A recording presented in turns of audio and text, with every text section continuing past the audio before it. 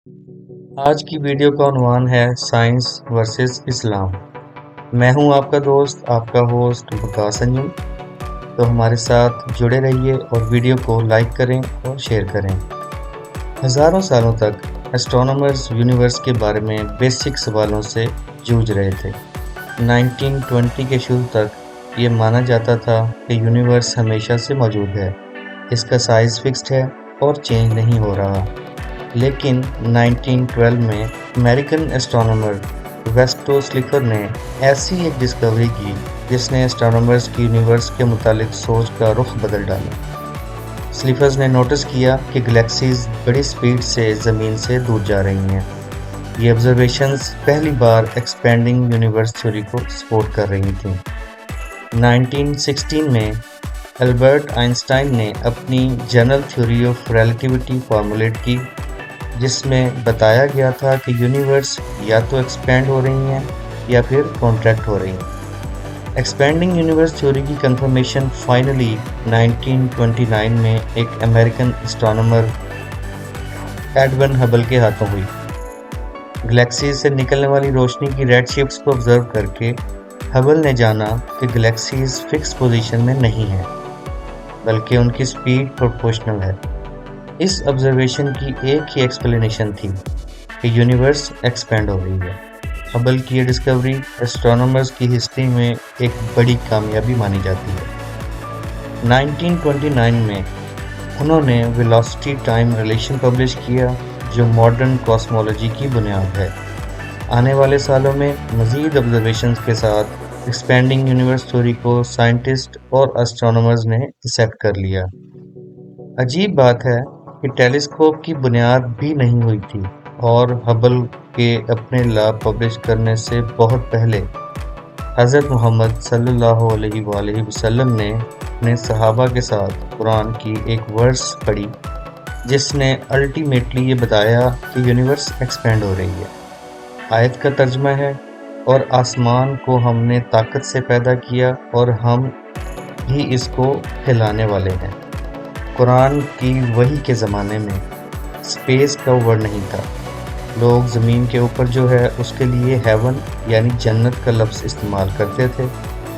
اوپر دی گئی ورس میں ہیون سپیس اور نان یونیورس کو ریفر کر رہا ہے۔ یہ ورس بتاتی ہے کہ سپیس اور اسی طرح یونیورس ایکسپینڈ ہو رہی ہے، بالکل ویسے ہی جیسے ہبل لا بتاتا ہے۔ قرآن میں اتنی صدیاں پہلے اتنا صحیح بتایا گیا جب سائنس میں پرمیٹیو نالج تھی، یہ بہت ریمارکیبل ہے۔ اس سے زیادہ اور بھی عجیب ہے کہ حضرت محمد صلی اللہ علیہ وآلہ وسلم اپنے زمانے میں ایجوکیٹڈ نہیں تھے، اور ایسے فیکٹس کے بارے میں انہیں کسی طرح کا پتہ نہیں ہو سکتا تھا۔ تو کیا یہ سوچنا غلط ہے کہ انہیں سچ مچ کریٹر یا اوریجنیٹر آف دا یونیورس سے ڈیوائن ریولیوشن ملا تھا؟ اس کے متعلق اپنی رائے آپ کمنٹ باکس میں کر سکتے ہیں۔ ہبل نے اپنی تھیوری پبلش کرنے کے بعد جلد ہی انہیں پتہ چلا کہ گلیکسیز صرف ارتھ سے ہی دور نہیں جا رہی تھیں، بلکہ ایک دوسرے سے بھی دور جا رہی تھیں۔ اس کا مطلب ہوا کہ یونیورس ہر طرف ایکسپینڈ ہو رہی تھی، بالکل ویسے جیسے ایک بیلون ہوا سے بھرتے وقت ایکسپینڈ ہوتا ہے۔ ہبل کی اس فائنڈنگ نے بگ بینگ تھیوری کی بنیاد ڈالی۔ بگ بینگ تھیوری کے مطابق قریب 12 to 15 بلین ایئرز پہلے یونیورس ایک single extremely hot and dense point سے ایگزٹ ہونے لگی تھی، اور کسی غیر مرئی قوت نے اس پوائنٹ کو ٹریگر کیا جو یونیورس کی شروعات لایا۔ تب سے یونیورس اس سنگل پوائنٹ سے ایکسپینڈ ہو رہی ہے۔ بعد میں 1965 میں ریڈیو اسٹرونامر آرنو پینزیاز اور رابرٹ ولسن نے ایک نوبل پرائز وننگ ڈسکوری کی جس نے بگ بینگ تھیوری کو کنفرم کیا۔ ان کی ڈسکوری سے پہلے تھیوری یہ امپلائی کرتی تھی کہ اگر یونیورس کی ایگزسٹنس کا single point initially extremely hot تھا تو اس کے ریمننٹس ہیٹ کے ملنے چاہیے۔ 1965 میں پینزیاز اور ولسن نے 2.725 degree Kelvin cosmic microwave background radiation discover کیے جو یونیورس میں پھیلے ہوئے تھے۔